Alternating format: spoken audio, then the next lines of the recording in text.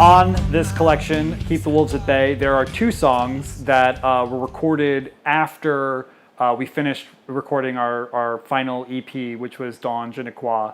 After we had finished recording that, we worked on 4 songs that ended up being produced by a team of 2 guys named Nick and Sean, who we met at a show we played in Providence, I believe, Rhode Island. And they came up to us and were like, we were blown away by your set. We really want to work with you guys. We're a production team. And they were young. They were probably early 20s when we met them. And, we were kind of like, oh, yeah, you guys want to produce us? Sure, okay, yeah, we'll take your card. Didn't really take it seriously at all. But they sent us some stuff that they had worked on.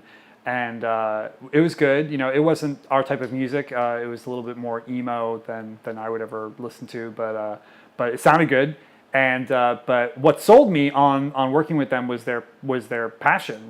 They loved doublethink, loved us, and they wanted to work with us desperately, and they were willing to do it for nearly for free because they just wanted to work with us so bad. And Richard, our manager at the time, he was like, I don't know, these guys have no pedigree.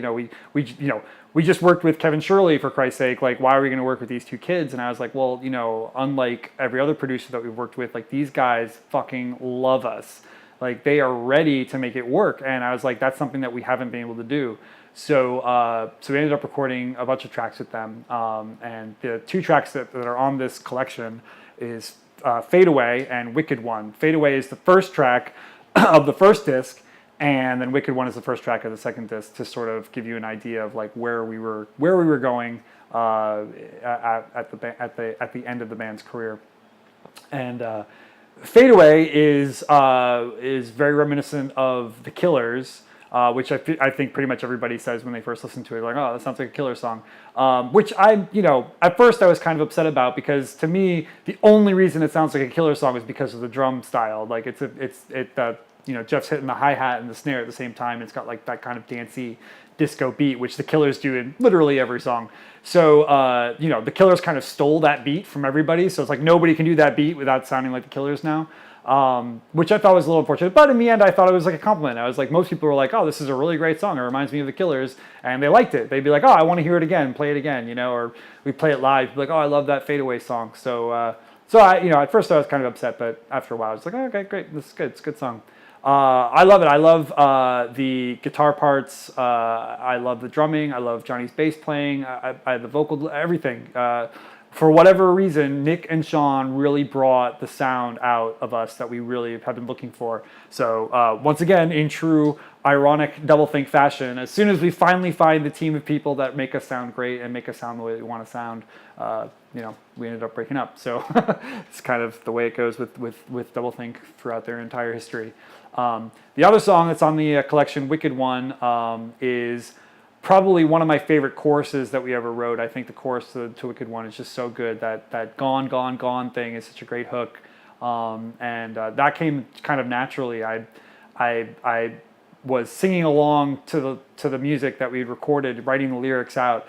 And I love the hits that we did, the dun, dun, dun. And I remember just singing that whenever I would do the chorus. I'd written a line, and I'd be like, and then I'd be like, in like the vocal booth as I'm recording the demo, and then I eventually was just like, I should just do that and just make it words, and the words that made the most sense were gone. So I did gone, gone, gone, and I think that really just, for whatever reason, that just brought the song to a new level, and it really worked. I also love the fact that Wicked One has a 7/8 time signature in the bridge, which is something that we've never done before. We had some semi-odd time signatures. There were some 6/8 songs and whatever, but 7/8's pretty complicated, and doing that one was really fun. I thought it brought a new vibe, and I love Johnny's bass playing on Wicked One, especially. I think it's one of Johnny's best performances. The sound is just so badass, and he's playing it so just tough. Like, I don't know, it's really just got this edgy attitude to it, and it sounds really great. So we're really proud of the last bunch of tracks that we did with Nick and Sean, and I'm so glad that they get to come out on this collection, because I think even though they weren't released in any sort of official capacity, I think that they are an important part of what Doublethink's entire story is.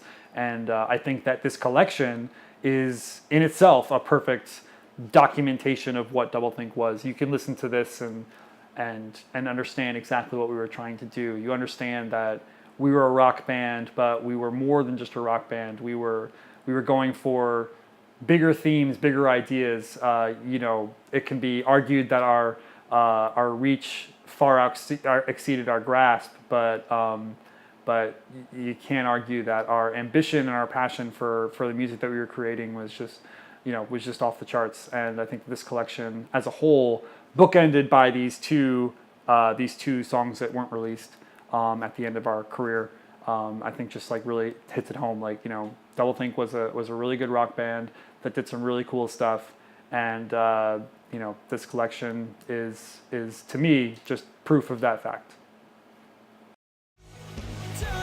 Hey everyone, this is Scott from doublethink. Is this one of your favorite songs? Leave a comment about it below.